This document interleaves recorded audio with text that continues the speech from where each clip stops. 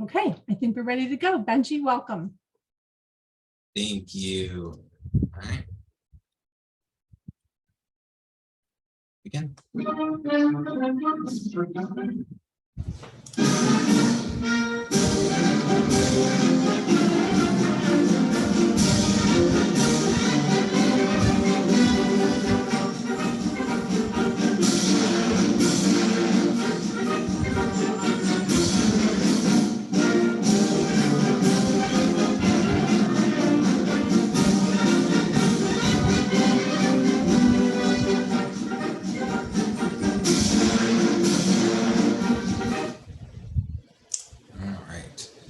All right. So I always like to start by talking about my brother Mitch, because he's the reason why we practice the law we practice. As you can see, he works at Rubin Law 1 day a week. He had there was a hiatus in there with the pandemic, and then he does come in, majority of weeks or whatnot to do some shredding. Got to be careful what he shreds, but he does love doing the shredding. So you can see a couple pictures of him. And I have some quick video for those who've never met him. In first place for the goal from Clearbrook is Mitchell Rubin.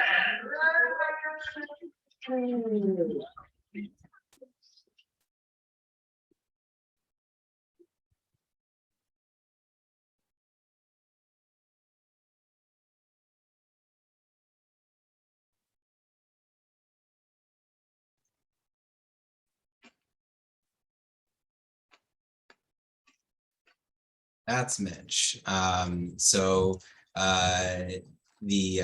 reason why we practice the law that we practice. All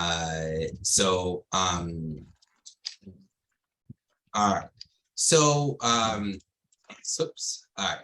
what I also like to start by talking about is not only the fact that why do we practice the law we practice, my brother, but the fact that I am a brother, being a sibling, and how that's different.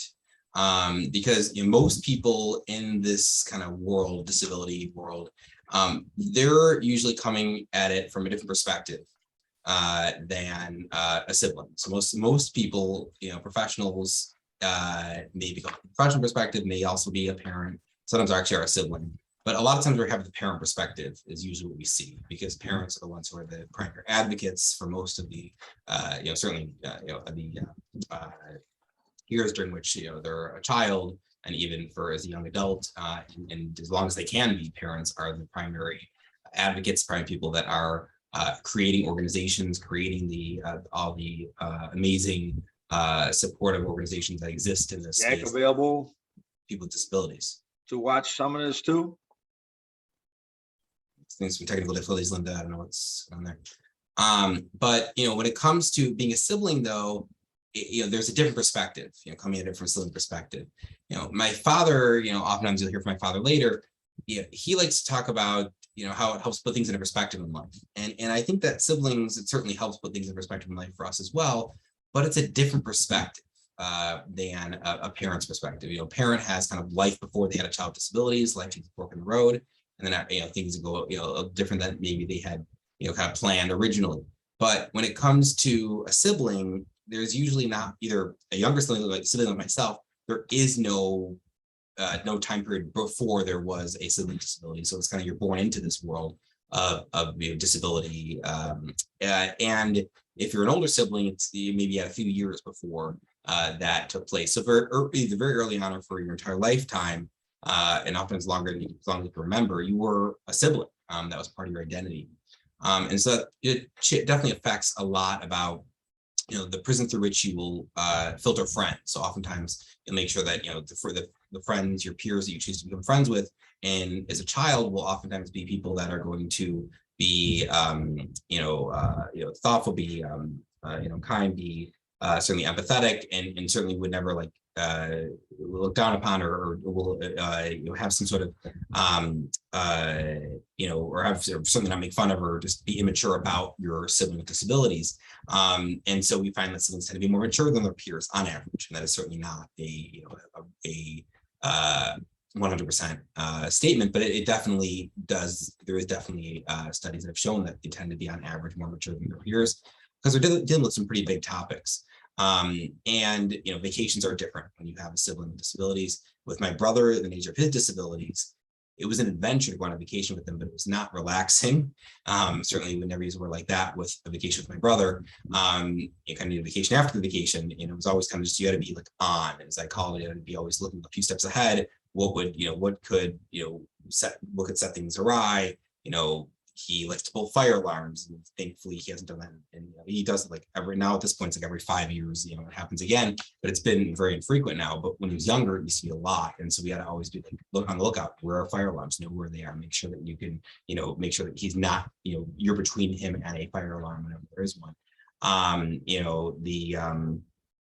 Just in general, like he could get, things that we know was could trigger a meltdown, and how to react it and all of that, and just always being on guard for that stuff. And it was a family project to kind of navigate all of that. Trips to the grocery store were an adventure as well, and sometimes my brother would have a meltdown. There would be there would be people who give looks and make comments, and this is the early 90s, things that where people didn't have the same kind of awareness, I think, they do today, that there'd be someone who looks like a preteen or something, but isn't acting that way, and is acting in a way that maybe they'd expect from a much younger child, and that's probably some sort of developmental disability, maybe it's autism, but they have some awareness. There wasn't that kind of awareness 30 years ago, and so that kind of thing is certainly something that is a part of growing up, certainly for siblings who are now adults. But the biggest thing that I always tell families is this understanding of future responsibilities, knowing that it's very likely that our sibling is going to outlive our parents. And at some point, we're going to have to be there for them in some capacity. And maybe that's as an advocate of some capacity, maybe it's a guardian, maybe it's a trustee of the special needs trust, maybe it's both, maybe it's, maybe it's their primary caregiver. But in some capacity, we're going to have to be there for them. And that affects every major life decision we make. We oftentimes will choose not to go far away to school because we want to make sure that we can get a job closer to where our sibling lives, because when our parents age, we want to be there to help be there to help our sibling, help out with our sibling, and then eventually take over that kind of role, whatever that role looks like. Getting married, we talk about dating. Is it the first thing you have to bring this up on the first date? It's a big conversation you have in the sibling community of, is that fair that I have to bring this up on my first date that I have sibling disabilities? Like, can my sibling not be front and center and not be the center of everything in my life, including my dating life? But why am I going to keep dating someone for weeks or months if I don't already have a very clear understanding that they know that part of my future is having sibling disabilities and being responsible for them in some capacity as my parents age? It's a struggle that siblings have. And so, all of these pieces, certainly are part of that future responsibility. And it's why it's so important that siblings be part of the planning process, because oftentimes siblings are not, and it's the parents doing the planning, and the siblings say, oh, we'll take care of it. The parents say, we'll take care of it for you and it'll be fine. But that's not fine, because the siblings are the ones who have to carry it out. So we have to make sure that the siblings are okay with the plan the parents are creating.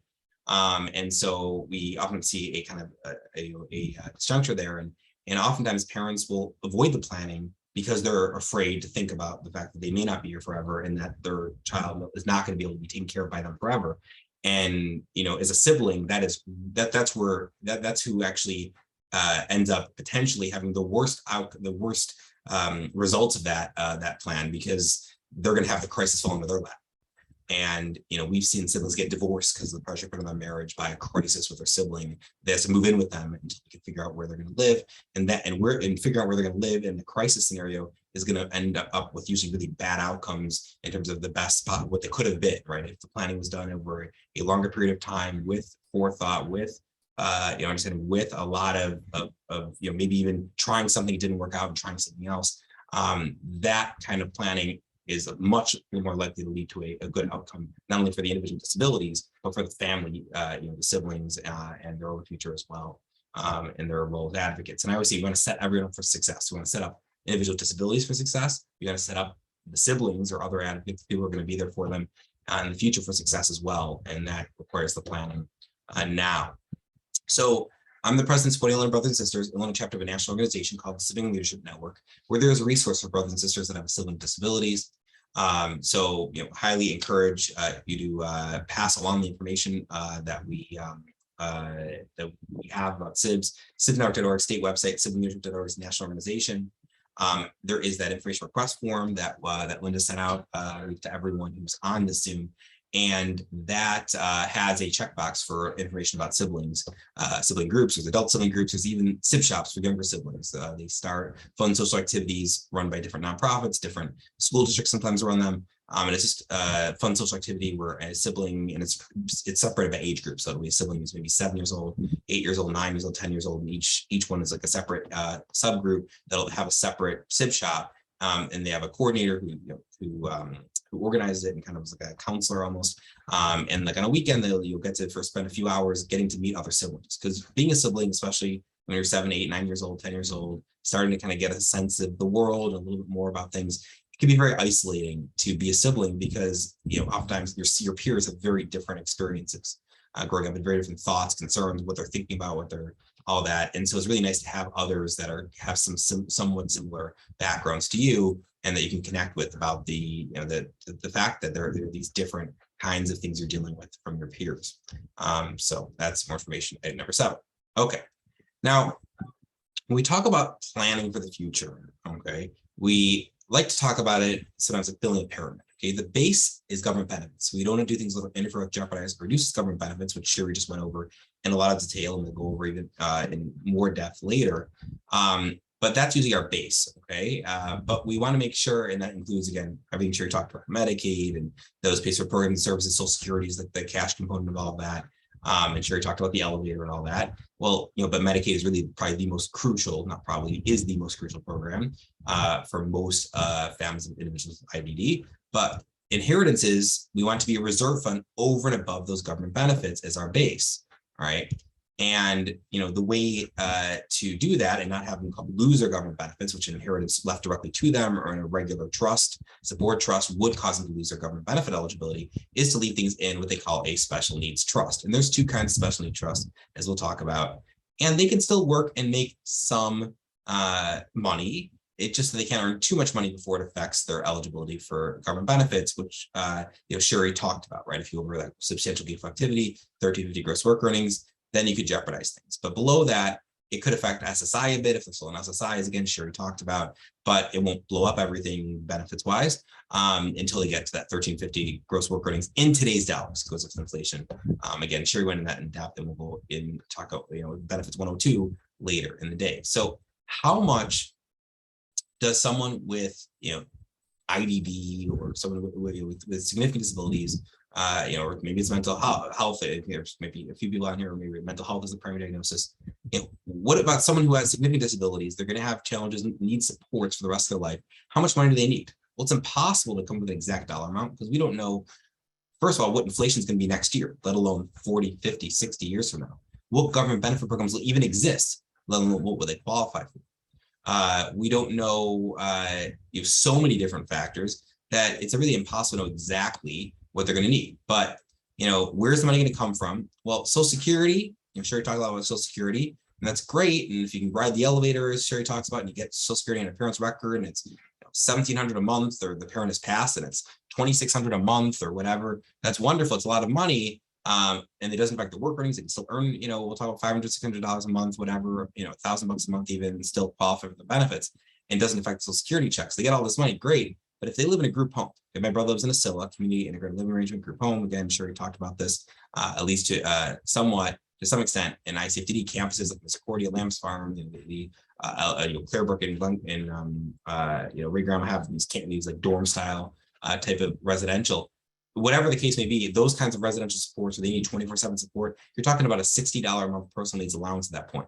So even if they're getting over $2,000 a month on a parent's Social Security record, they don't get to keep that money. Like a nursing home, they take this. Basically the group home basically has to take that money, give a small token amount, $60 a month personal needs allowance, and the rest goes to the agency. Now the agency doesn't make out better, because what happens to them is that the Medicaid rate gets reduced. So it's supposed to help subsidize the Medicaid rate. Is the concept there. All right, now. So Social Security in the long run, if they're going to need 24/7 support, not very helpful. If they need less intensive support, maybe they are, someone who is more independent. Maybe they need someone that maybe just need a couple hours a day at most of support, and they can be independent the rest of the day. well, then maybe Social Security is really important to combine with the work earnings. But for many people, like my brother certainly, but many others who need more substantial supports than that, Social Security is not a big thing for most of their life. They need to get it at the beginning because it opens up doors into the rest of the system, but it's not going to be something we rely on. It's going to be in work earnings also for most people. It's probably nothing we rely on, although again, for individuals who are more independent, it can be a substantial contribution to what their living expenses and their support needs. When you add Social Security on a parent's record maybe to it, plus their work earnings, that can really be a significant part of things. But again, we're not going to rely on them working to support themselves financially. And again, if they need group home funding, Social Security is not going very far in, and all that. Now let's talk about what about the next level. Parents are going to support them forever. Well, most parents hope that they'll be able to retire someday, that they'll be able to, have their own, they have their own retirement years. And also like that the fact is that they're probably not going to outlive their child statistically. And so what happens if, the parents aren't there? It's going to be the siblings who are going to have to financially support their brother or sister. Well, that's also not a good plan because the siblings, God willing, have to have their own life, their own family, and certainly not be financially responsible for their brother or sister. So, all right, again, Sherry has her house. We have this kind of this oval, we do it.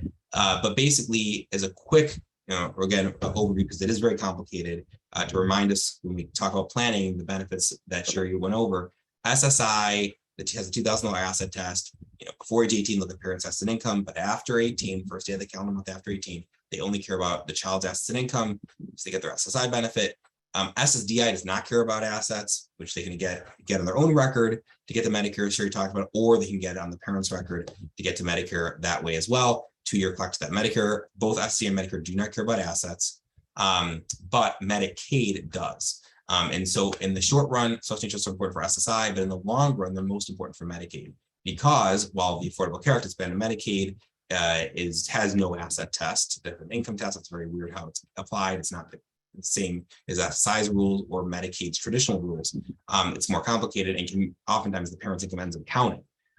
So Affordable Care Act Medicaid, great, doesn't have an asset test, but oftentimes we don't qualify anyways, especially once you get to Medicare. But traditional Medicaid called AABD Medicaid in Illinois, aid for the aged, blind, and disabled, that kind of Medicaid is the kind that you're going to need most of life in most cases, and that has a $2,000 asset test. There's also another kind of temporary way station of Medicaid called HPWD, Health Benefits for Disabilities, $25,000 asset test there. But again, HPWD is a temporary way station. As over the years, I realized with clients, it's not something you can keep forever.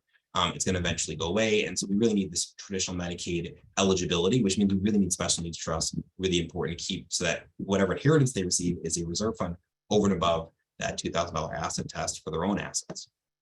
All right. Now, DDD, and DRS, the home services waiver, all of those things that Sherry mentioned and went over a bit, they have, their own kind of, their own, their system, how it works and what the different fundings are. If you want a PDF of it, whether DRS or DDD or both, you can on the request form just write, DRS or DDD, what form you want, and we'll send that to you. But again, you can find it online. We'll just kind of give it to you if you don't have to go looking for it. All right, now here's an important thing to know. So when I speak at national conferences, I'm generally fairly embarrassed to come from the state of Illinois. I meet my colleagues from Massachusetts and Rhode Island, Vermont, and California and Washington State and all these places where they have amazing funding for services. I mean, the average SILA rate, the average group home rate in Vermont is literally 4 times the average in Illinois. Okay. It's just, they literally throw money. Now, of course, the problem there in Vermont is there's no one to hire, right? There's very, very few people live there. And so they don't have any training professionals. You have to kind of go in and get people to like kind of move there and staff your group home, basically. Not easy, but they don't have a robust like system of agencies and all that. But they have a lot of money basically available for people with developmental disabilities because Vermont basically says this is a huge priority for us. We're going to make sure that people who need 24/7 supports are going to get highly paid, really great people to support them. Illinois doesn't have that same kind of mentality. Okay. So when it comes though to one thing Illinois does have that we get to brag about, because even in Vermont and Massachusetts and all these wonderful states that have multiple of funding for services, people with IDD and mental health and all kinds of disabilities. We have a law that they don't have. So their kids, 26, they're on Medicaid as their primary health insurance in many cases. Okay, not a great situation. No one else has Medicaid as their primary health insurance if we can help it. It's, it's fine as a backup insurance. It's really important for programs and services, but we'd like to not have be their primary insurance. Well, for everyone in all these other states, other than Illinois, 26, they're on Medicaid with very few exceptions as their primary health insurance. That's not good.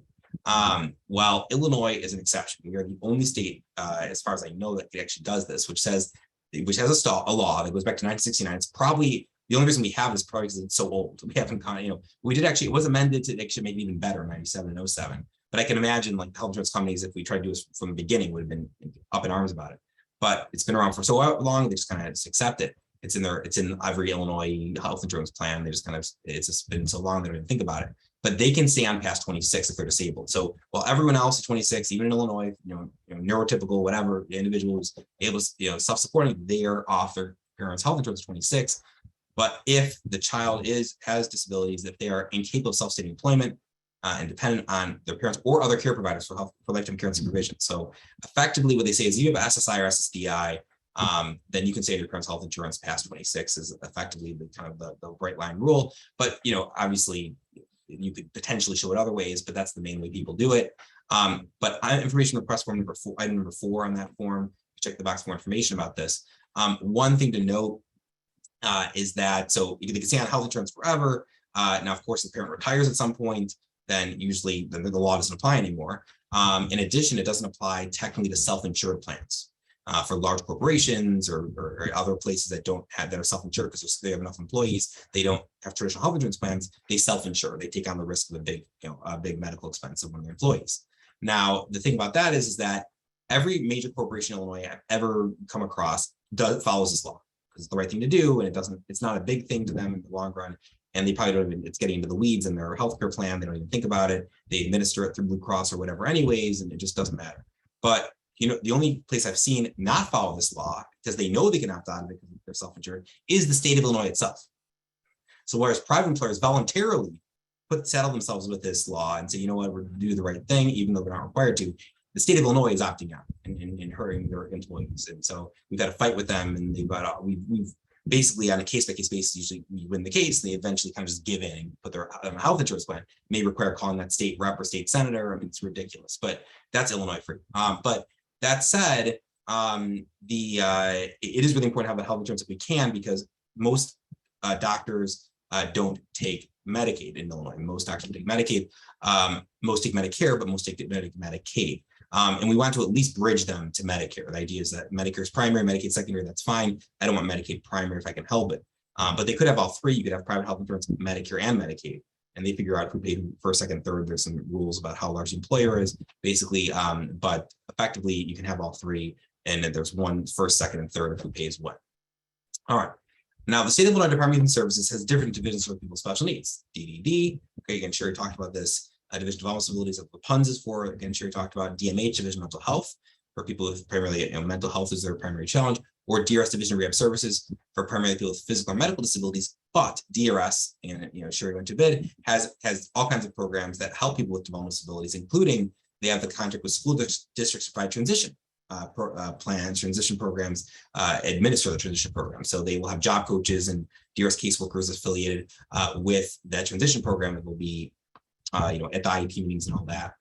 And in the long run, they also have some programs and services that can serve people either as a stopgap until they get selected from the funds once they're over 18, or there's programs if someone's really doing pretty well, at least intellectually, they can actually have a program that helps pay college tuition. We had a client who went to the University of Illinois undergrad and law school, all of it basically funded almost entirely by DRS. They had no debt coming out of law school. The idea being the state saying, hey, that cost is very significant, but it's nowhere near 24, paying for support the rest of this person's life, and they're going to lose their benefits once they get their first job. So, so there's, these programs can all be useful. But again, DDD is the main division for most. I think people probably who are talking to today, and that's again what that PUNS is for. But you could use DRS temporarily until you get off the PUNS. And Sherry talked about the requirements of the IQ test, and it's this really technical thing. They want an IQ score before 70 or before age 18. That is 70 or below. And they want, and check with the Vineland and the whisk. Again, you can go back to Sherry's presentation for more details on that. But that's the easy way to get deemed developmentally disabled. As Sherry talked about, there's another way that we're basically, just because you have an IQ that's 150 or genius level IQ, you can still qualify as having developmental disability. For example, maybe somebody who is on the autism spectrum, but is very, very, very smart, intellectually, but they have major issues with self-care, language, maybe mobility, or maybe or self-direction, probably best for living, executive functioning skills. And again, as Sherry talked about, that's another way to still get someone deemed developmentally disabled. They added this new thing in here when they updated these regs or highlighted at least, saying that even if you have an IQ score of 70 or below, that they also want to make sure they exist concurrently with deficits in adaptive behavior. So I don't know, they're trying to catch someone of saying, hey, even though you may have a 65 IQ, if before age 18, we're still going to deny you if we can make an argument that you don't have any deficits in adaptive behavior. But I presume you can show something in almost every case. But it seems like they're just trying to find some reason to be more difficult on families, and it's just really frustrating to me. But yeah, so that's the main, the two main ways of doing things. Also be very aware if any piece of, like, especially with the related condition test, if any part of their substantial functional limitations in the major level activities are mental health related, and again, I'm trying to remember if Sherry mentioned this piece, that's a red flag. Do not, if anything's about mental health, then the ISC, Independent Service Coordination Agency, that determines this stuff on the initial intake level, if they think it's a mental health related challenge that's causing the substantial functional limitation in a major level activity, they're going to basically deny you. So they really want to see that it's a developmental disability that causes that substantial functional limitation, not a mental health challenge. And even when it's hard to distinguish, they want to hear it basically, or hear it from a professional, medical professional, doctor, psychiatrist, saying that's coming from the DD side, not the MI side. So kind of silly sometimes, because it's really not, it's very fuzzy in the actual medical world, but we're dealing with the state and their rules, and we have to kind of make it clear for them even when it's not clear. So that's just something to be aware of. But it's not the same Social Security. Sherry talked about PUNs, very different rules from being disabled by Social Security's rules. Now, PUNs, again, Sherry talked about the PUNs and the whole Medicaid waiver. Medicaid is what funds those services through the PUNs, but PUNs I get access to. Talk about the ISC, or Independent Service Coordination Agency, the different organization you go to get services from the state of Illinois. So the Northwest Cook Lake County, CAU, again, all these different ones. And I believe that was gone over. And so, but again, here it is again, all the numbers on where you go to get into the PUNs or to update your PUNs. And you should update it. If they don't call you, which you're supposed to, you should call them and update it once a year. Again, is, as Sherry went into, at least some extent, we want to make sure we're not planning for the future, because you can tell your ISC agency you're planning for the future, you might as well not have called them. You're not an active case anymore. Tell them you're at least seeking services. If you're not doing in crisis, you're at least seeking services, never planning for the future. Very important. Seeking services, and if not, crisis. Those are the only two categories I ever want someone to be in the PUNs. Otherwise, it was pointless to call them. And then what are we trying to get? Children's waiver, it's under 18, as Sherry talked about, or the adult waiver, which we talked about, which includes either home-based or the SILA group home funding. And there's intermittent SILA, or staffs are intermittently, and everything else in between. But all those types of programs, all of it paid for by Medicaid, but you have to be selected through the PUNs to get them. All right, but again, in the dollars we're talking about, and Sherry went into that, and it's going to go up with inflation again. But if you look at the cost of like residential, if we're talking about group home funding, we're talking about, on average, certainly north of 65, 70,000 a year is a pretty typical average at this point. And when you get to someone like my brother who needs one-on-one support for most of it, he gets, or at least he needs one-on-one support 24/7, but he gets one-on-one support, for a good chunk of that period of time. His rates is well over 100,000 a year, 130,000 a year, or something like that. At this point, it's a very, very significant rate. And so it's like more expensive than sending someone to Harvard the rest of their life by a decent amount. So it's a pretty crazy amount. And if we talk about the campuses, ICFTDs, Misericordia Lambs Farm, their average rates are even higher. Their average ICFTD rate tends to be in the mid 100s, like 150 or so. So those are even more expensive. So again, Medicaid's paying all these dollars. That's why Medicaid's so crucial. All right, and again, parents' outside income do not count. The home services waiver, again, as Sherry mentioned, this is sometimes it can be very useful. Someone has a lot of physical disabilities, where they can get hundreds of hours a month. Sometimes we got like 400 hours a month of services from DRS. But in many cases, someone who has developmental disabilities, it can be a stopgap. We've had a lot of clients whose children, for example, had Down syndrome, and they went and applied for a Down score when they turned 18, and they got 10 hours a week or 20 hours a week of personal assistant hours. mom or dad can be hired as the personal assistant, basically pay them to do the work they're doing anyways, because they're over 18, they're not required to be doing it anymore, assisting their child. And then that money is basically tax-free money that can be used either saved for the future or used towards whatever, that we would want for that child, saved in their special needs trust, whatever. I mean, it's a way to kind of get some money now, even when they're not yet eligible or haven't been selected from the PUNs. Okay. All right. So, and then, and just, with when it comes to the PUNs, before you get into the rest of the estate planning, there is this, she talked about Ligas and, Sherry talked about the ability that we have to actually get them, to be on the waiting list, seeking services, the 5-year rule, within 5 years after 18, they should get it as long as seeking services. If you're a crisis, you should get it sooner. There's been a lot of issues with crisis. They've been, I've heard the most crazy things from some ISC agencies where people are being denied as a crisis when their child ages out of special ed, even though they need 24/7 support, because they were told that dad makes enough money so mom can quit her job. I mean, this is a female caseworker at one of the ISCs. I've had one who said that again, it was the same where the mom wanted to go back to work and couldn't because now the child was 20, needed all day support. And they said that again, her husband made enough money, she doesn't need to go back to work. I mean, it was just like really, really just offensive things that I think are just this is not what state law says, not what federal law says, not what Medicaid regs say. This is not what Supreme Court decisions have said. So, but that's what people are running into. So that's crisis. The good news is the seeking services category is helping a lot of people because of Ligas. Currently they said they're taking people off within 5 years, sometimes even 4 years is the current pace they claimed, which is great. On top of that, because of the new special education law that went into effect during the pandemic and was extended to be permanently, a part of the new special education rules, a child can stay in school not till day before 22, but all the way until the end of the school year in which they turn 22. Which if your birthday is in May, it doesn't help you. But if your birthday is in the fall or even in the summer, you can basically get a whole extra year of services under the new law. And that allows, in many cases, probably at least half the time, we can basically bridge the gap. And so they'll either have special education services or they'll be selected from seeking services category from the PUNs during that time. So, all right. So we know we can't leave money directly to someone who is going to be needing is going to be needing all these services and supports and programs and benefits.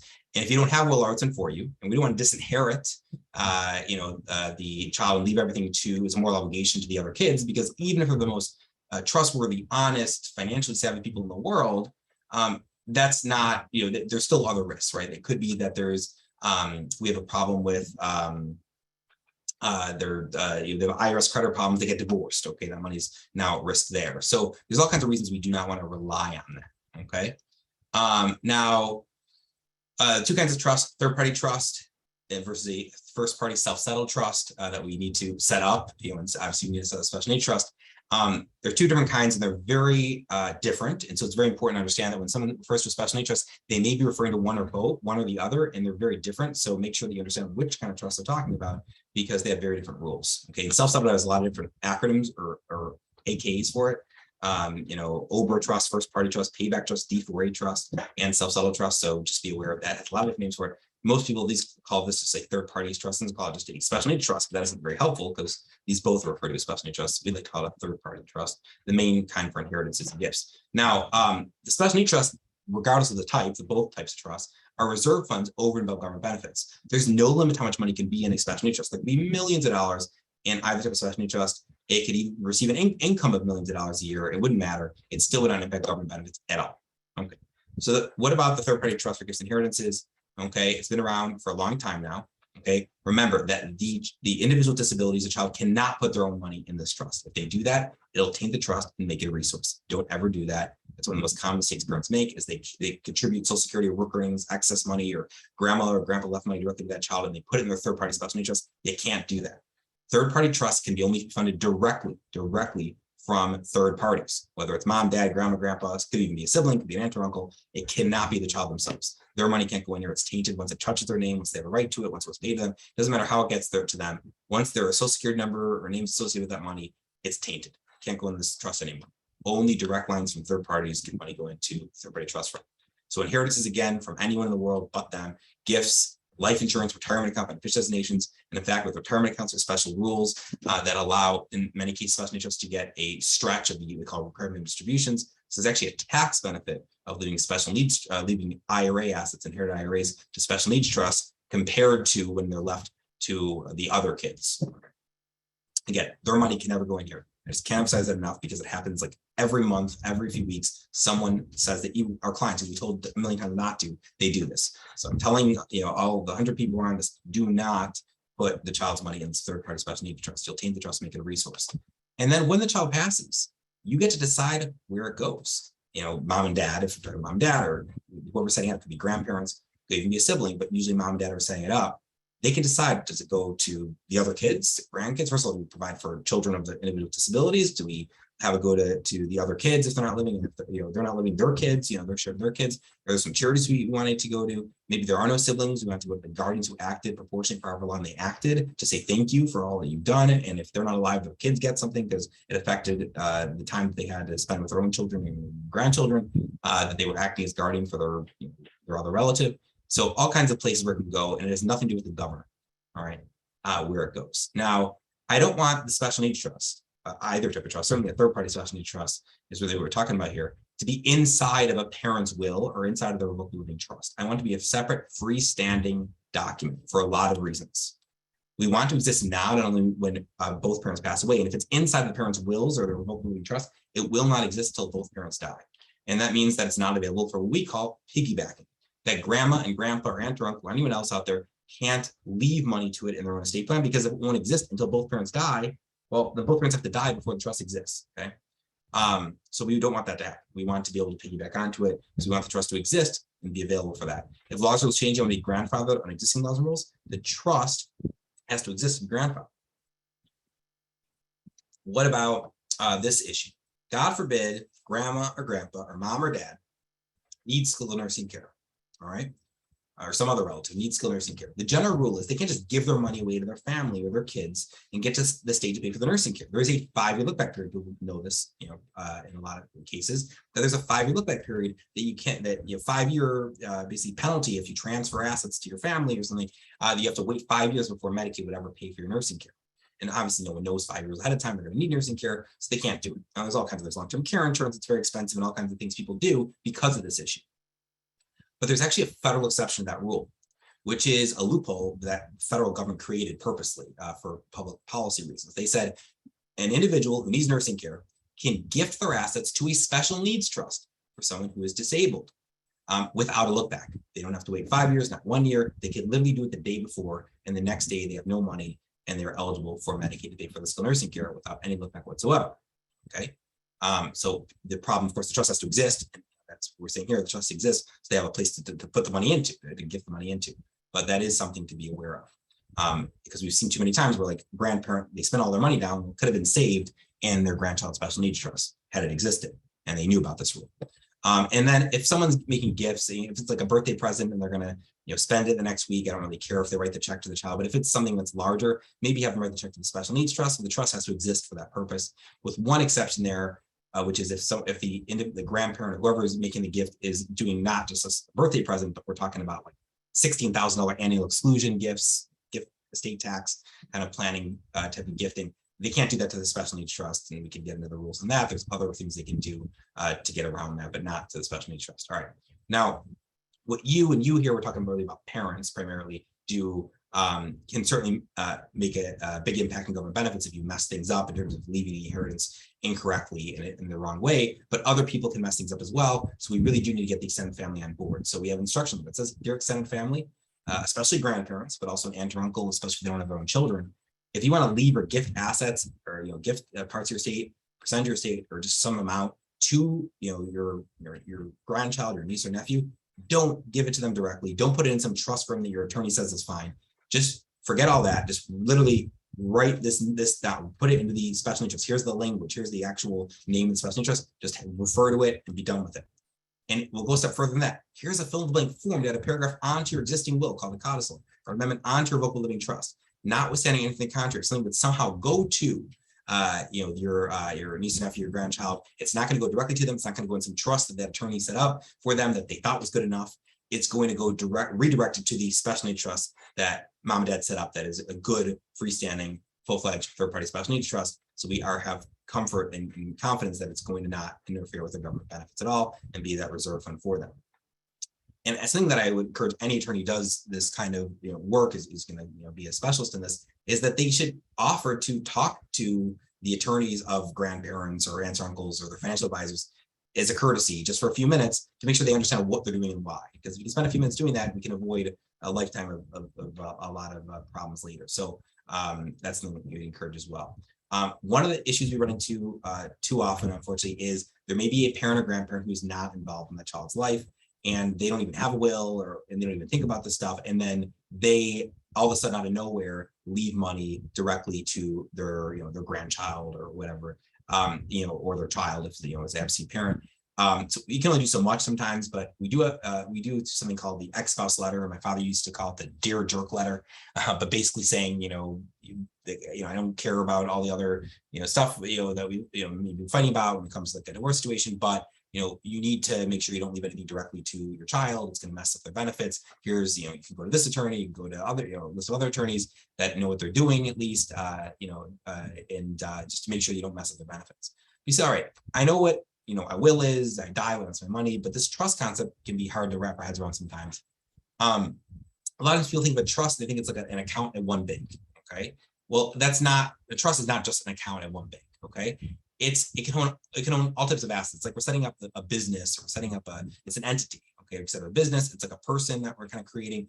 It can own all types of assets. It can own real estate, okay? So it could own a condo that they're living in, if it's more semi-independent with some supports. It could own a house that's being rented to an agency to be run as a full-on group home. Okay, we've seen that model happen a lot of times. It could own all kinds of real estate, even like investment properties, income properties, etc. It could have and should have a brokerage account with investments in it. So there's brokerage accounts for the stocks, bonds, mutual funds. It could have inherited IRA accounts, which is kept separate because there's RMD rules that are actually advantageous, lower tax rates because of special need trusts and special rules with regard to them and IRAs. All those are different types of accounts, different types of assets, all within the umbrella of the special need trust. All the incomes are all titled in the name of special need trust, even though they're held different ways, different places, different types of things. All of it. Now, the third party trust has the paperwork of the third party trust is the instruction manual, the rules. There's a document called the trust document, right? And that has the rules of the road, the account, investment, the real estate, whatever it is that's in the name of the trust. What are the rules? Who's in charge of it? Who can put money in there? Who's in charge of it? What happens when the parents pass on? What happens when the child passes on? Where do the assets go? And again, anyone can put money into this trust except for the beneficiaries. Can never emphasize that enough because it just seems like it still happens that people do this. All right. So remember, third party special need trust, only third parties put money into. All right. Now, it's like I actually read that. I don't know if I can do that. Okay. So when you set up a special need trust, we got to reference it in the parents' estate plan for sure. We got to get the grandparents and maybe an aunt or uncle doesn't have children, but especially the grandparents on board. Okay, make sure they don't leave anything, or a great aunt or great uncle. We want to make sure all those people are on board. They don't leave anything directly to them. They leave it to the special needs trust, and we give them the language. We give them the full-length forms to add a paragraph onto their existing documents. We cannot forget to change beneficiaries either, because this is yet again another mistake we see probably at least a few times a year, is that someone passes on, parent or grandparent, and they did do a special need trust, or they referenced it in their estate plan, special need trust, but they forgot about a small life insurance policy, or one of the retirement accounts was never rolled over from one of the other employers. And guess what? The beneficiary still lists their child with disabilities. So now we have a mess. We have to clean up that mess, and it's not fun. So we don't want to do that. We want to make sure we kind of go with a fine-tooth comb and go after every single small asset, because all it takes is $2,000. Every single life insurance policy, every retirement account, everything through work or previous employers that was never rolled over, whatever it might be, and make sure every beneficiary gets updated so nothing falls through the cracks and goes directly to them.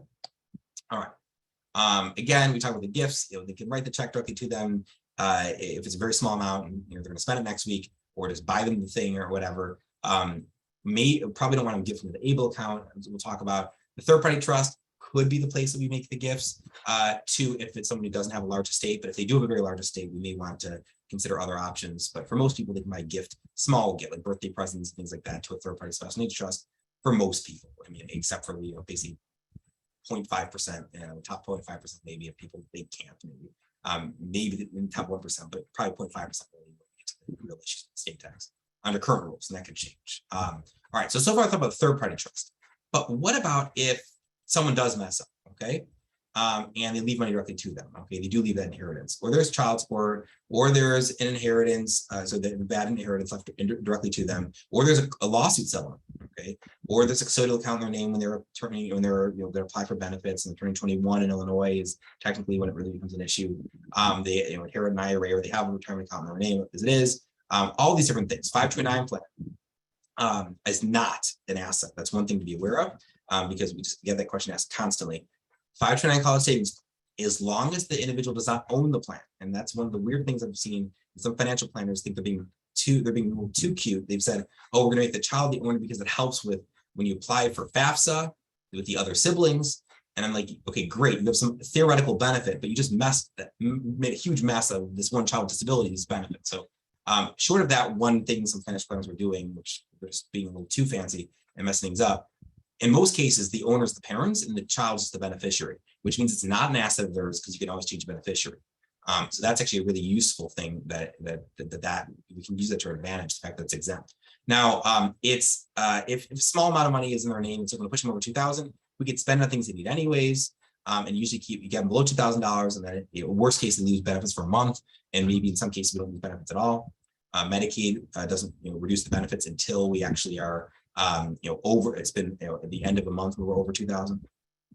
ABLE accounts, though, can be a useful tool if we have a small inheritance that was accidentally left to them, but it's capped at $16,000 a year under current rules. Then again, it'll slowly go with inflation from all sources, and they are the beneficiary is in charge if there's no guardian. So if at 18 the parents allow them to stay their own guardian and they turn 18 and maybe do powers of attorney or something like that, or support decision making, then ABLE accounts by default, the beneficiary, the individual with disabilities, is in charge of that ABLE account on their own. The balance can go over 100,000 when they're on SSI, or SSI gets suspended, but in most of their life they won't be on SSI anymore. The max, the true max, once they're not on SSI anymore, because let's say they're SDI on the parents' record, they roll the elevator, Sherry talks about, then they get $450,000 cap, but again, $16,000 a year, pretty small cap to get to 450, it would take a long time. Limited how to spend it. The IRS basically said, do whatever the heck you want, we don't care. Now, here's a thing to be aware of. There is a payback to the state on ABLE accounts. Now, there's a lot of asterisks there because the federal government, Congress, when they passed the law, they said the state may require a payback. Okay, they didn't say shall, they said may. Now, here's the issue. Illinois said, great, we're not going to have a payback. The problem is that Illinois, that's great, Illinois wants to do that. The problem is that the federal Medicaid regulator, it's called Medicare Medicaid Services, CMS, Centers for Medicare Medicaid Services, Center for Medicare Medicaid Services, CMS, they came out with regulations, and they promulgated by they were allowed to come out with regulations based on state, by federal law, and they came out with regulations that said states, you must enforce the payback on medical Medicaid over 55 and any long-term support services, which obviously includes group homes and day programs and job coaches and ICFTDs and anything basically, home-based funding, basically anything that's through the PUNs or even DRS. I mean, all of that basically, it's Medicaid funded. That's all going to be something you have to basically pay back, have a payback on. That's what the federal government says. Illinois says basically, I don't care, what you say, federal government, we're ignoring you. Now that's great, because right now at the moment there's no payback. Illinois is not enforcing the payback in ABLE accounts. So great, everyone just throw all your money in ABLE accounts, it grows tax free, and there's never a payback anyway. So great, wonderful. The problem is that Illinois is in violation of federal Medicaid regs, and when the state decides to, when a new president comes in office, and he isn't a Democrat, at some point in the next decade or two, it's very probable that this is a very easy thing, low-hanging fruit, to really make a big mess of Illinois by saying, hey, Democrats in Illinois, you are violating federal Medicaid rules. Guess what? You owe us hundreds of billions of dollars in Medicaid because you've been violating Medicaid regs. Under the law, we don't have to fund any of your Medicaid services that we did for all these years. So I think there's a huge and there would become lawsuits, and then there'd be, court, and basically Illinois would be bankrupt, right? I mean, effectively, and you can't even do as a state. It'd be a big mess. So Illinois is playing with fire. I don't know why they're playing with fire. I don't know what the benefit is. It's not a huge benefit to say we're not enforcing payback when Medicaid regs require it, but just be aware, Illinois is not enforcing it currently. If the federal government changes the law, great, wonderful. But until that happens, or if CMS backs off and changes their regs, I would not rely on the fact that Illinois won't have a payback, because if the federal government forces it, they have to do it, because obviously this thing called the supremacy clause of the U.S. Constitution, they have to follow it. All right, now when it comes to tax, it's tax-free growth inside. But again, if the paybacks can be enforced, who cares about all the tax-free growth inside the ABLE account? All right.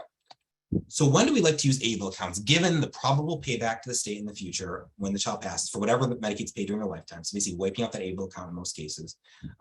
We like to use it for excess Social Security and work earnings. So let's say that it's an individual who is maybe more independent. Maybe they're working and making $900 a month, still under the threshold. They still keep their benefits, but they're making $900 a month. Maybe they have CDB benefit, child disability benefit status, used to be called DAC status, stable child status.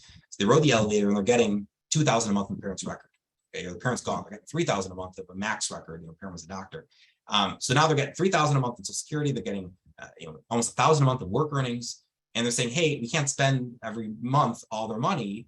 Well, then we can use, because we're also using home-based funding to pay for a lot of our sports. So then Social Security and work earnings are pushing over $2,000 every month. We can save the excess in the ABLE account. Okay. All right, but HPW could work also and temporarily if you have a short issue with working, but in the long run, I think ABLE accounts can be a really useful tool. It's also a great way to encourage someone who has more independence to give them some short-term savings vehicle, right? Where you can learn how to save some money for something you want to buy later, and kind of teach them that important life skill. It does give them control some spending money. Sometimes a special needs trust, it cannot get cash directly to a beneficiary, because then it'll be income, it'll lose the benefits, but they can make a distribution to the ABLE account. If they're their own guardian, they're in charge of the ABLE account. It's a way to give some spending money and kind of more direct access to spending money to a child, to an individual, an adult who is more independent without affecting their benefits. It's also, there's a game you can play with the SSI rules, the 1/3 reduction Sherry talked about for SSI. You can use ABLE accounts to get around that. In some cases, again, small inheritance, small lawsuit settlement, they're part of a class action lawsuit. We want to save that $10,000 somewhere without affecting their benefits. ABLE accounts can be a useful tool. Court-ordered child support, this is a new one. The Chicago region of Social Security, and Medicaid goes along with this basically in Illinois, says that you can have court-ordered child support to ABLE accounts if they are, it's under the threshold, basically. If an ABLE account, is basically $16,000 cap, right? So basically, if this child support is $1,300 or so, $1,333 a month or less, then child support can be court ordered to an ABLE account, and it will not count against them. Now, this is very bizarre because the POMs are very clear. The only way that you can actually avoid child support affecting the government benefits of the individual disabilities, adult child support, particularly we're talking about, because there is the ability to have adult child support court ordered for individual disabilities for the rest of their life, that it can only go to a first party special needs trust, that other not so friendly special needs trusts. The Chicago region of Social Security has said, actually, we interpret this differently, and there's interpretation that I think is that no other region has yet, that I think may be kind of out there, but they're saying you could do it, and people are doing it. So it may be a way to avoid the expense and hassle of a first party special needs trust. And apparently we're not forcing a payback on things either. So until the Republican administration, you can get away with no payback and not have the expense of first party trust for right now for smaller amounts of child support, under $1,300 a month approximately.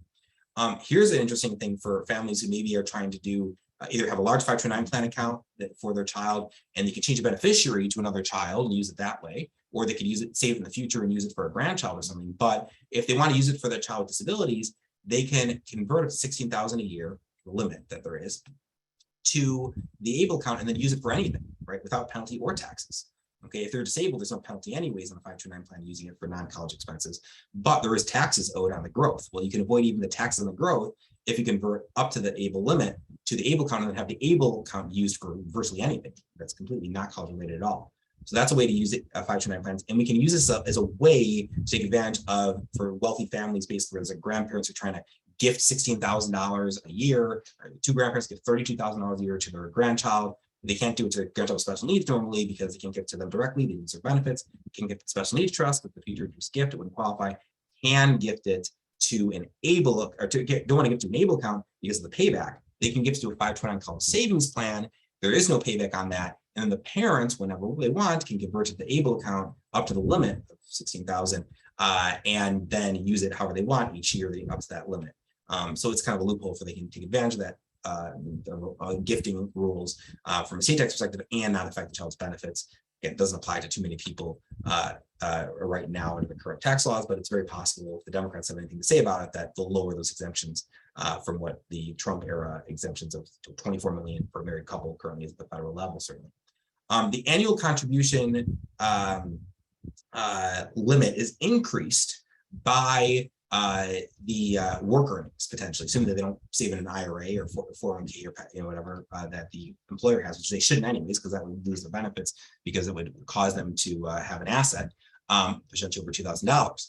But what they can do is basically contribute to an ABLE account up to the amount of their work earnings. So again, remember, we can't go over 1350 anyways because of the issues of losing their benefits. But let's say they're earning $1,000 a month. Okay, that right there is 12,000 a year of extra cap in our ABLE account. So now we can save $28,000 in our ABLE account, and we can use that in every level. We can save $28,000 in the ABLE account of their working Social Security money. We could convert from a 529 plan up to that $28,000 limit. It's still one limit, but the limit is increased for everything up to that total of work earnings plus their Social Security, or plus so 16,000 plus their work earnings.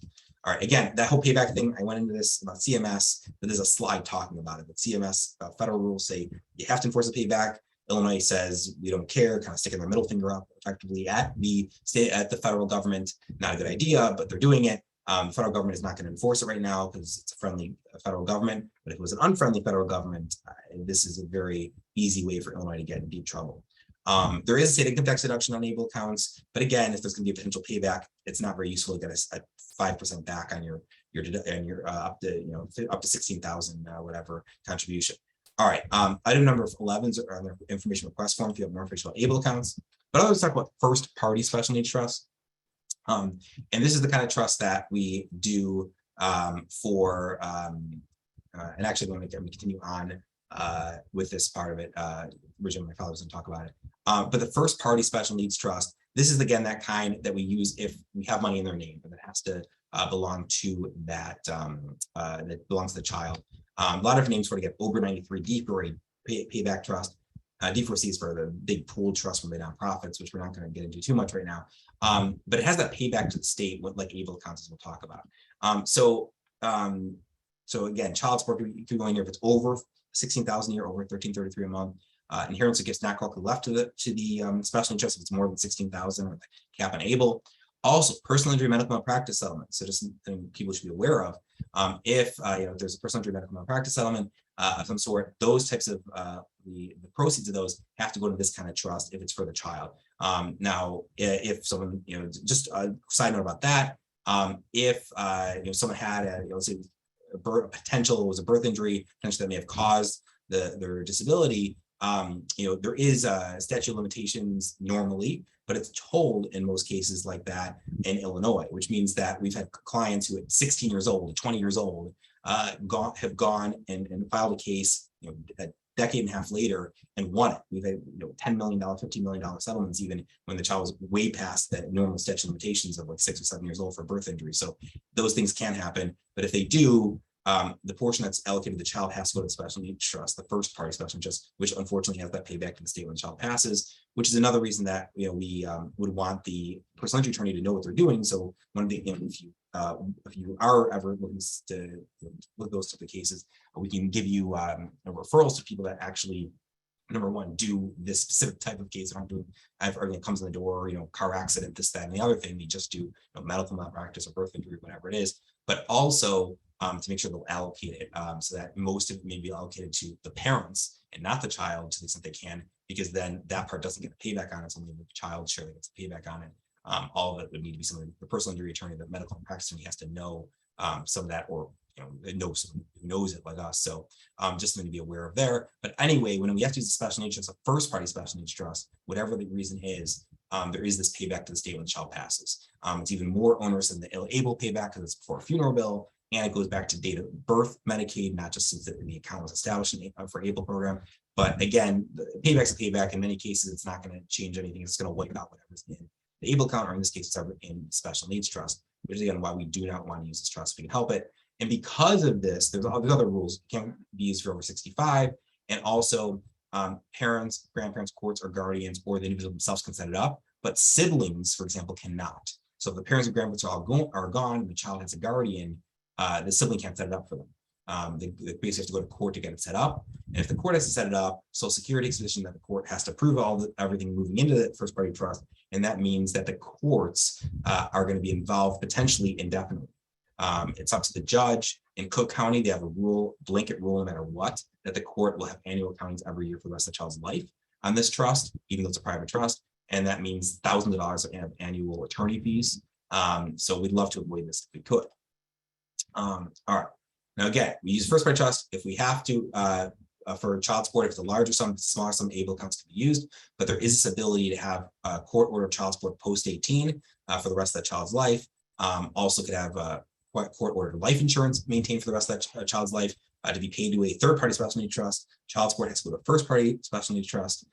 They'll even have health insurance requirements that the parent maintain the child is dependent on their health insurance plan forever because they can go past 26 now. All right, and more information about divorce and child support, you can check the box on that as well. All right, so we don't give things directly to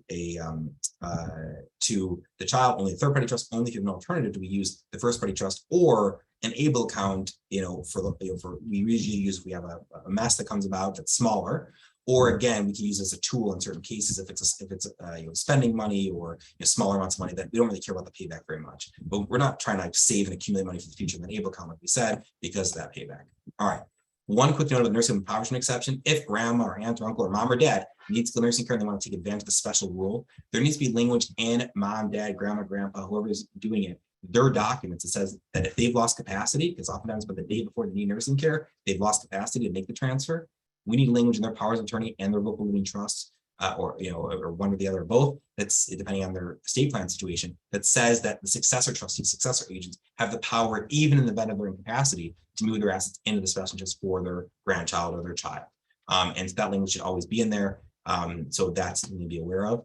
In some states, required to go to first party trust. Illinois doesn't go to third party trust with certain language in that third party trust. All right. Okay. This talks about, worker and Social Security, spend it or lose it, basically over $2,000 in assets, save excess stuff in an able account or first party trust we have out there, spend that eventually because there's a payback to the state when the child passes. And the last money we ever spend is the third party trust, because if there's still money left there, it'll stay in the family or wherever the parents want to go. Whoever sets up that trust is where it'll go when the child passes. So many of the people listening today may have a special trust already in place that was drafted years ago or recently. And there's the issue of, does it qualify as a special needs trust, right? And was it approved by Social Security? Did you ever submit it to Social Security? Okay. When you have a trust, if it's funded especially, you have to submit it within 10 days to Social Security, Medicaid. Once you have it established, or when you apply, you have to submit to them to make sure that they say, yeah, it qualifies as a good special needs trust. So obviously calling something a special trust doesn't make it one. So we look through some mistakes we see commonly from some attorneys. Grandfathering support language. Oftentimes they don't have the language about the laws, rules, Medicaid regs that were allowing us to set up a special needs trust in the first place, which means that if they change them on us, we may not be grandfathered because we are not citing the laws and rules as required by Illinois court decisions to be grandfathered. We don't want first party money ever going in that third party trust, and we don't want to use the third party trust if we have first party trust or able account money available, because that is the payback, remember. Okay. All right. Now it should be 100% discretionary. So one of the mistakes we see sometimes is that the special needs trust will not be 100% discretionary. It'll have some language about restricting how the money can be used. So we can't have that actually violates the special needs trust law in Illinois. We also do not want to have language saying that the trustee may be paid to or for the benefit of the child. And I'd say that's in at least half of the trust we ever reviewed from other attorneys. It says the trust may be used to or for the benefit of them. Well, that's not good, because if we can pay money to them, then it would be a resource to them. And so while the trustee can say, I'll never pay money to them, I'll only use it for their benefit, that's great. But we've had Social Security offices say, we want monthly statements to prove to us that you're not using that power you do have. So we don't want that language in the trust to begin with. We also want the ability maybe to make distribution from the third party special trust to the able account, because it might be useful again to give them some spending money, things like that. And if it's a first party trust, we definitely want that language in there, because apparently for the next few years or whatever, we have no payback on the able account. maybe we have a for sure payback on the first party trust. Let's take our chances, move the 16,000 to able account every year because we're going to remove the payback at least temporarily on that money. So there's other reasons we want that language in both first party trust and third party trust. All right, what about over-restrictive language? We oftentimes see trusts that say you can't use this trust to pay for food or shelter. Because the rule that Sherry talked about where it gets reduced SSI by a third, well, most of their life, they're not going to be on SSI. They're going to be on Social Security and a parent's record of their own or both. So we don't care about that. Number two, even if they would get reduced by a third, we don't want to overly restrict our trustee because maybe we want to use it for food or shelter. That's really important to use it for housing, for example. So we don't want to overly restrict our trustee. We want to give them the power to do whatever would make sense for their benefit. And one final reason, SSI is, there's rumors SSI is going to get rid of that rule anyway. So if we're talking about 40 years from now, we really don't want to overly restrict our trustee on that because of some current rule for SSI when they won't be on for most of their life. It may not even exist, that rule, years from now. What else? If laws will change, we're not grandfathered, the ability to change the law, the trust if needed. Next generation trustees, if they outlive the people we're naming, could be that their siblings are acting as trustee, or maybe their siblings, they outlive their siblings and it's a niece or nephew acting as trustee for their aunt or uncle. We want the ability for that sibling to add that next generation on themselves. Okay. Contribution limit, this is crucial. The special needs trust needs to have the ability to make charitable contributions to organizations that are either providing services to the child or maybe providing services in the future, because this is just the real world. You want to get into an agency with a long waiting list when there's a workforce crisis and they can't find people to staff the group homes they have. Why the heck are they going to go through the trouble of creating another group home that's now staff for that group home? Maybe because the family just wrote a check. All right. And if they didn't, the trustee could do it. And so what I tell families is, some people, I've had some families who had some significant wealth and said, oh, I'm not going to leave anything to their child because they'll have all their benefits. Well, that's ridiculous because you can leverage their private house to make that charitable contribution to get them into the agency beyond the waiting list, or beyond that, maybe it's not that, again, none of this should be what the way things are. I'm just talking about what the reality is we see in real life, but also, basically going to the annual, doing the annual raffles or going to the annual dinner every year. We want to make sure that your parents, family, siblings are showing their face. Well, if the siblings, don't want to have it come out of their own pocket, the trust should be authorized to buy the tickets to the annual dinner or the table of the annual dinner, because it's in the best interest of that child that the siblings go to that and show their face and be a part of that organization, supporting the organization. And then, also that when they have a question or concern, they're probably going to get listened to maybe faster because they do support the organization. They know it. Again, should it be that way? Of course not. But this is just the real world. We want the ability to make those contributions for all those kinds of reasons, and the ability to subsidize a situation. If you want a 1-person group home or a 2-person group home, or 3-person group home, in many cases, the way that Medicaid rates are, they can't, an agency can't afford to do it. They lose so much money on that group home that with Medicaid rates that they even though they do fundraise, they can't fundraise enough to lose that much money. So what do? If they will only do it if families are going to privately subsidize it. And the way that they can do it, without Medicaid, running up all Medicaid rules, is to make charitable contributions to the organization. All right, gift language. Every Christmas time, you want to give really generous gifts to staff, to the personal support workers, to the DSPs, to the Qs, the personal management group home, whatever it might be. We want the ability for the trustee to do these things. It's in their best interest, as well as like a gift for like a niece or nephew's birthday. But probably the most important reason you have the gift language is to staff, because we want to make sure that we show our appreciation for staff that are, so that we don't, if they don't, we have a lot of turnover in this disability world. So if we get someone who's there for 5, 6, 7 years and who's great, works really well with your child or your sibling, we really want to make sure that they get some show appreciation for it, and a really nice Christmas present or something like that could be a way to do it. We also nursing empowerment exception. We talked about, there's language in the trust itself. Here's a really big thing I want to talk about as we get to the end of my presentation here. The public pension system. So this is something that everyone needs to know who has either parent has a public pension. It's a teacher retirement system pension, the state university retirement system pension. The federal military pension is the only federal one that this applies to, but all state employees retirement system pension, the police, downstate police pension, downstate fire pension, which actually includes all police departments, all fire departments, the judge retirement system pension. Every single pension basically in Illinois is a state pension, except for the Chicago Teachers Pension Fund. They don't let you do this. It's the other, some city pensions don't let you do this. But every other major pensions, they let you name a special interest. Hello. As a beneficiary of the pension for the rest of that child's life. So if the parent was let's say they were a public school teacher and their pension is $80,000 a year, and they were a career public school teacher, they have a very significant pension, they paid a lot in the system, now they're getting $80,000 a year in retirement. when they pass away, the child would be entitled to, if everything's done right, $40,000 a year. And if you do everything right, it can be paid to a special needs trust with very specific language in it.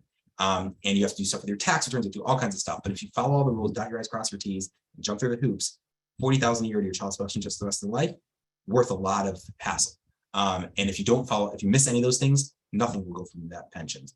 So we tell families, crucial, if there's a public pension available, make sure you follow the rules, because we can have a guaranteed income stream of 20, 30, 40, 50, 60,000 a year going on a child's trust for the rest of their life.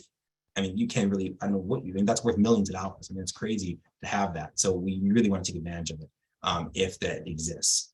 All right. Let's see here. If the child moves, we have to have a provision to allow the trust to be changed. Wills have to nominate guardians, not just for minor children, but an adult civil person. Revocable living trusts and other types of insurance trusts, other types of irrevocable trusts. People have more complex estate plans. Those have all kinds of boiler provisions, common language that attorneys draft in it that will mess up in a major way special needs planning. So we have to be very careful about every piece of document. It's not just like, oh, I did a special needs trust, I'm good. It's what about the rest of your estate plan? There's a lot of language there that we need to look at and make sure it doesn't get messed up. And then your powers of attorney need a lot of special language in there. Okay, and those are just a few mistakes we see in special interest that we review. If you want more information about all these topics, you can get a handbook on administering a special needs trust, information request form. You could read reading material number 6, and then 9 and 10. If you have trouble sleeping at night, you can always select 9 and 10. You can get more information about taxes and special needs trust and how it works. It's complicated, not when parents are alive usually, but especially when they're gone. It was very complicated, and so you can read about that if you have any interest in it. One of the things we do also always look at, and I have to wrap up now my time, but is how do we divide up the assets, right, between the other children, if we have children, and the special needs trust. Because of IRA rules, sometimes you want the special needs trust to get more of the IRA assets versus other assets going to the other kids. Sometimes actually it still doesn't make sense, even with the tax rules, to do that. Sometimes there's people get a secondary life insurance plan to fund most of the special needs trust. Some people have a formula of only if you say it's this big does it get divided this way, and if it's smaller than this, then most of the special needs trust. All kinds of ways to do it, and we'll talk. And so we can always have discussions about that, or questions people have they can ask. Able account, all the information request form about all the different topics we just went over now. Please check the box and email us that form, and we will send you that information. And with that, and we'll do all of our consultations via Zoom right now, including signing. We can all do it via Zoom at Illinois Law. So if you happen to not live in the Chicago area and you want to come to us, be aware you can do that. So, all right. So having said all that, I do have to sign off. My father is now going to, I guess, take questions, although I think we're ready at noon. So I don't know if we can go a few minutes over to let my father take over with No, we go to 12:15 for Oh, questions. 12:15. Okay, perfect. I thought that's right. Okay. Right. So yes, we have till 12:15. So we have plenty of time for questions. I have to go. I have a national board meeting I got to be on, but my father will take over for me now. All right. Linda, Thank you very much. is the question screen showing? Barb, do you want to do questions? Yes, would you, yeah, I'll go ahead and read those to you. Would those gifts to the special needs trust be only cash? No, you could do property, you could do gift of a residence or whatever. Able accounts have to be cash, but the special needs trust does not have to be cash. Okay. Next question. Should do the SNTs have their own tax ID numbers, or is the beneficiary's social security number used? Well, it depends on how, it depends on how it's drafted. Normally, we recommend when we teach the continuing education course for attorneys on this, we recommend that it's drafted as a grantor trust, grantor.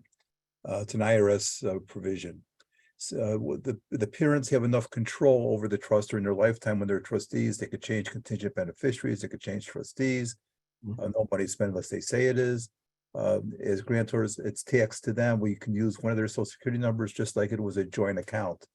When the parents are out of the picture, then we have to get a tax ID number for the trust, and it's called a qualified disability trust.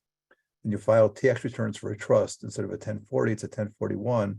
One of the types of trusts is called a qualified disability trust, QDT, and basically it allows that any money spent for the benefit of the beneficiary, the income is taxed, is carried out to the beneficiary's return, their own standard deduction, minimal income. And it has an exemption, a small exemption, even though for regular people, they got rid of exemptions. They kept it for a special needs trust. So the short answer is, depends on how it's drafted. When we teach the continuing education course for attorneys on this, we recommend that it's drafted as a grant or a trust. It gives the parents more control during their lifetime. So, and the other reason is very often, I mean, my son with autism is now 41, doing this for 40 some years.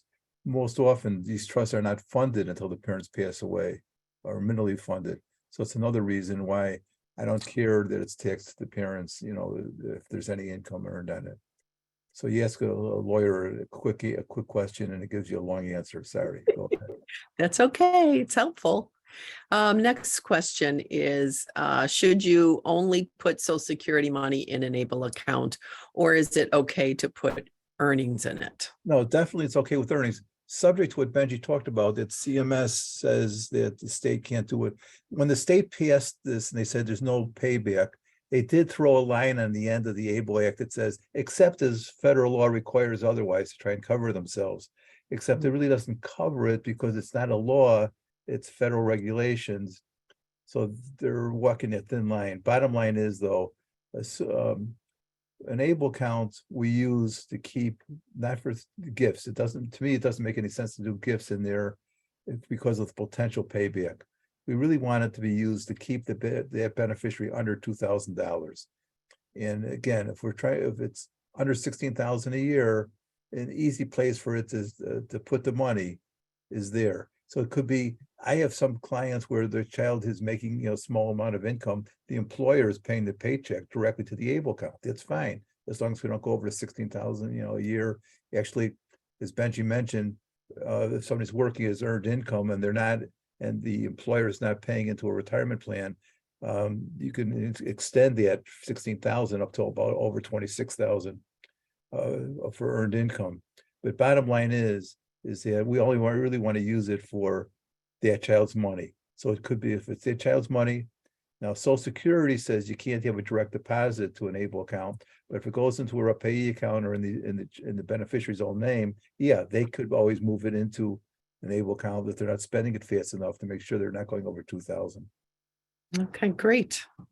Okay, next question. Which state rules apply where child is living at the time? Do you have to start over when you move states? All right, let's talk about two different things. One is ABLE accounts and one is special needs trust. ABLE accounts, like a 529, you could use any states you want. You don't have to use Illinois' ABLE account. You can use anybody you want. So Benji, the reason he left is he's going to a board meeting for the Special Needs Alliance, the National Association. He's on the board. I'm a past president of the National Association. He asked on our listserv, most people are not using their own state. They're using Ohio as an example, which was the first state that did ABLE accounts in the end of 2014. They're easier to deal with, but like 529s, you could use whatever state you want. If you have an ABLE account and the person moves whatever, they still have that ABLE account. They don't have to do anything. Special needs trust is a little different. Benji mentioned one of the areas we see is a provision missing in some trusts. It says that you might be able to change it for changing laws, but not for a change in location. There are some states, Ohio, Pennsylvania, Minnesota, where there's specific requirements of language that needs to be in the trust. So we have a provision that says if you're moving states, you can modify the trust to match their requirements if necessary. Most states you don't have to though. So what we do when we have somebody relocating, it may not be the parents relocate with the child, but now the parents passed away, siblings are now living in California, whatever, and they're moving their sibling with special needs to be by them. So if this child's now getting benefits from a different state, we do a handoff to the Special Needs Alliance attorney in that state. We got attorneys in 48 states. Don't go to the Dakotas. Other than that, we're probably okay. We pass off, we send them a PDF of the person's documents so that they can see if anything is necessary. Usually not. What we do if there's no if there's guardianship, we got to do a transfer of guardianship to the other state because the guardianship stops at the state line. Social Security is a change of address, but Medicaid, you start all over again. If they're getting any of these Medicaid services from the state, when they go to a different state, that stops and they got to reapply and get back in line in that new state. So most parents feel if the child's getting served in Illinois, they won the lotto, they're served. There's really not a good reason for them to relocate. they're going to start over again on benefits. There are some good states. I had a client who lives residentially here, child lives residentially. She relocated to Washington State, took the child with her, immediately got them into residential in Washington State without a problem. Again, we used the Special Needs Alliance attorney there to help us do the transfer. But in many states, you're getting back in line again. Okay. How does an ABLE account help you get around the 1/3 reduction for SSI? Okay, so basically, if somebody's on SSI, as Sherry said, they get help for housing, food or shelter. It's a 1/3 reduction. However, if they put them, instead of helping them, subsidizing them, they put that money into an ABLE account, and the ABLE is then used to subsidize health and rent. It avoids the 1/3 reduction. It sounds like smoke and mirrors, and yes, it is, but yeah, so people can, if somebody says my child's living in subsidized housing and they're paying rent or whatever, I'm gonna help pay rent, although lose 1/3 of the Social Security. Well, put their money in the ABLE account, the ABLE account will pay it, and we get around that. Keep in mind what Benji mentioned, there's discussion right now in Congress about getting rid of that. Years ago, it used to be food, shelter, or clothing. In 1985, they got rid of the clothing part. Now they're talking about getting rid of this 1/3 reduction for food and shelter. It's possible around the corner that it may not be there. That's why I really don't like that language in there to worry about it. But right now, if somebody is getting a 1/3 reduction and there's a subsidization, coming, so they're getting help. If you will filter it through, I don't want to say launder, you launder the money through the ABLE account for the subsidy instead of directly from the Special Needs Trust, then you avoid the 1/3 reduction. Okay. All right. Let's see. We had a third-party trust set up for our daughter, but we never set up a bank account. Should it have a funded account with its own Social Security number?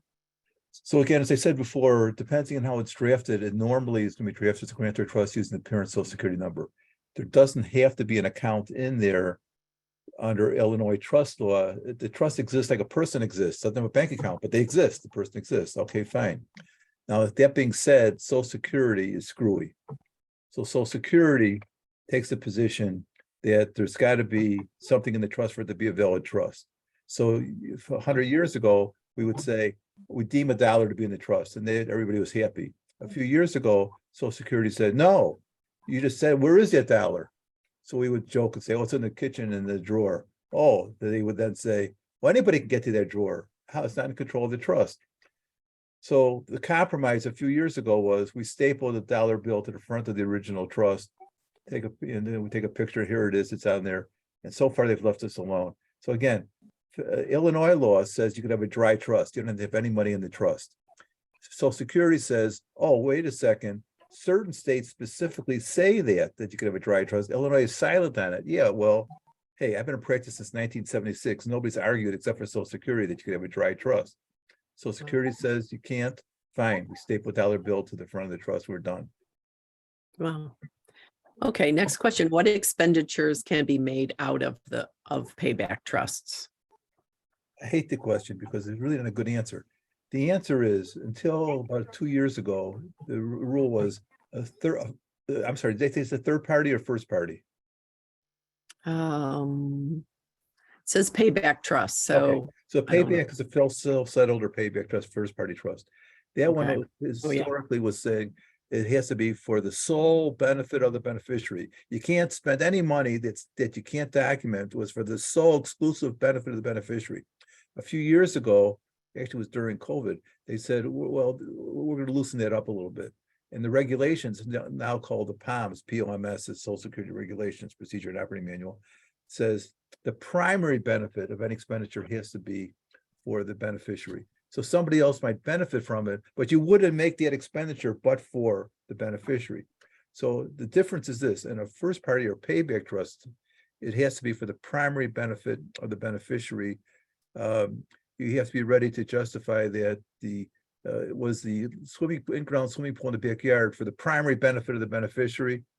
Somebody else might be there, but it was a so okay, fine. The third party trust, the traditional for gifts and inheritances, not so tight. That one basically is, it's got to be spent for the benefit of the beneficiary. And Social Security and Medicaid have always accepted the contributions and gifts, it's always asked, how is that for the benefit? We put in the document that we deem it, if the trustees deem it to be for the benefit, fine. So example, my son is in a small group home. With what the state pays, as Benji mentioned, they really can't fund houses, less than 6 people. Federal law says up to 8 people in a group home. So if you want the 1, 2, 3, 4 person group home, you're making a voluntary contribution. Language in the trust will allow Benji to continue doing it when I'm gone. Gifts, another thing that we put in there saying is for if they deem it to be for the benefit. Maybe it's so that the gift coming from favorite Uncle Mitch to one of his nephews or nieces, a birthday party, holiday party. But more importantly is the DSPs, especially during COVID, when these people went to work no matter what, risking their own lives and their own families. We were doing gift cards periodically to them. And the turnover is so hard to get DSPs with the crap money they're getting paid. And then with the high turnover, if you want to keep the good ones, you got to take care of them. So even though, look, my agency Clearbrook, I've been on the board 33 years. I've been on the board of directors at Clearbrook. It has a written policy. Oh God, this is being recorded. You shall not contribute. Okay. Why do they say that, agencies? Why don't want your child to get preferential treatment because you contributed? Well, damn it, that's the exact reason I want to contribute, because I want my kid taken care of. So I'm not talking about $200, $300 gifts. I'm talking about, periodic, the $25, birthday gift for their kids and things like that. But I want the trust to have language in there that says that if you feel that's for the benefit of the beneficiary, you can make those gifts. Okay. All right. We have time for just a few more questions. Next one is, should I keep the income under the $970 a month so trial months are not used up? Well, it depends on what, you have the crystal ball, you can tell what the future is going to be. When people ask me about, oh, my kid can make more money and this and that, my stock answer is keep them under the trial work period amount, currently $970 a month. Okay, that's my stock answer. But you have the allowance of several months that you could make over that. You're not going to lose benefits if you're not over the 1350, whatever the number might be in the future, but you're on that watch, so to speak, the trial work period. So, but the other side, it's a double-edged sword. What do we want for our kids? We want them to be as independent and possible, and for their life to be as fulfilling as possible. So for me, it's not an issue at Mitchell's level, in the lower end of the autism spectrum. But for some people saying, well, my kid could work and probably, well, maybe it's better for them to work full-time, get health insurance from the employer. Maybe that's what we want. I mean, so the question is, do you artificially keep somebody down for the benefits? That's really the question. But if the question solely is, how do we maintain the benefit? I would say try not to go over the trial work period amount more than the once a year or something. Okay. Brian, we're at 12:15. Is it okay if we ask a few more questions and wrap up at 12:20? Whatever Okay. you want, it's fine. All right. Son's third-party special needs trust was written, I believe, before ABLE accounts existed. Can that language be added? I don't know what the legal answer is. All right. We've discussed this, at the Special Needs Alliance and our listserv. First of all, the question is, if it's one of these trusts, as Benji referred to, that says you could give money to or for the benefit, yeah, you could move it to put it to an ABLE account, you're fine. If it says spent for the benefit of, which we prefer the language to be, then I'm more comfortable when it says specifically that you could do it to an ABLE account. There's no official position by Social Security in the POMS, the Procedure and Operating Manual, as to that, the answer to that question. So what I tell people is when you're coming in to periodically update or changing something, we update the trust for other things too that we couldn't do before. So example, this Medicaid provision, if we did the trust for them back in the early 2000s, we're going to put that provision in there now. This ABLE account, we'll put that provision there now. There's another provision that Social Security says if you inadvertently put first-party money in a third-party trust, you could take it out again. There was a new provision in the POMS. So we put that provision in new trusts, okay? So there's a lot of things that we add in because life teaches us things, So there's the answer. Okay, Take it or leave all it. right. Yeah, there you go. Benji mentioned submitting a special needs trust within 10 days. Could you Yeah. elaborate? Okay, so Sherry said there's a 10-day rule for change in circumstances. Basically, both Social Security and Medicaid have it. So, what's the position? Let's talk about Social Security first. Social Security says in their POMs, not very clear, that if it's an unfunded trust, Social Security doesn't have to review it. Okay, but they told us to put $1 in there. So does that mean it's unfunded? But then it says they don't have to review it, but they can review it. So depending which local office we have, the position basically is, if you have special needs trust, you got to tell them, even though it's empty, okay? And they want to review it. And that's why for our clients, we tell them, if there's any questions from Medicaid or Social Security on their trust, don't answer it. That's our job. It's all part of the fee. We take care of it. You're not getting billed. We'll answer the questions. But so technically, do you have to turn in a trust if it's unfunded? Most people will say, yeah, if you're asked about it, yeah, you turn it in or whatever. If it's funded, definitely, you got to turn it in within the 10 days, technically, okay? Some people are going to tell you, if only worry about it on a redetermination. Well, I might say that to somebody on the phone, but the legal answer is, if there's a funded trust, within 10 days of funding it, I'd say the trust should be submitted. Okay. All right, next question. Does it make sense to have both a third party and a first party trust if the child has his own money, but parents also will leave an inheritance? Okay, so question is, there are sometimes people, and I hear some of my brethren across the country will always do a first party trust. Well, first of all, question is, does the person qualify as disabled? A third party trust you could set up for somebody who's not technically disabled, but maybe disabled later on. A first party trust under the current POMs, you can't do that. The person has to be deemed disabled by Social Security before you can set up a payback trust. They have being said, if there's no need for the payback trust, why are you going to pay a lawyer to do it? Or later on today, you're going to hear from Scott Nixon from Ray Graham Association, Life Plan Inc. They run a pooled trust.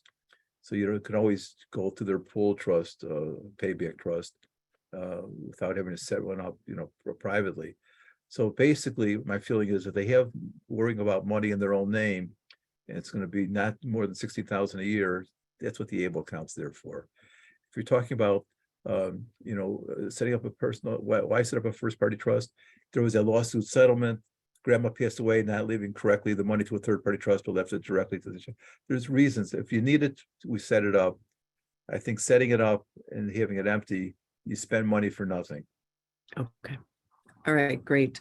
All right, we are out of time. People need to be able to take a break and get some lunch before they come back. But can people email you, Brian, with their People questions? can email. Follow up? There's a request. First of all, remember, I'm speaking again at 2:30 about guardianships and the alternatives, but during the time for Q&A, I can always answer questions related to this stuff also. Okay, if there's time, we can go back to these. Right, then. and also there's an information request form that they could, for more information on most topics, check in the box. We'll send them a PDF of information. Okay, and that's in your PowerPoint, Right. the handouts that were And the if they link. want, more provided. details also, if they go on the website, presentations like at the state transition fair and everything else, it's all on there, where they can go if they're glutton for punishment and want to hear this again. Great. Thank you so much, Brian. Such a Right. big help. So much information. Always good to hear it again and again and learn something every time. All right, Linda, we'll be back from break at 12:45. Benefits 102 with Sherry Schneider. So everybody have some lunch and we'll see you in a while. All right, thank you. for joining us.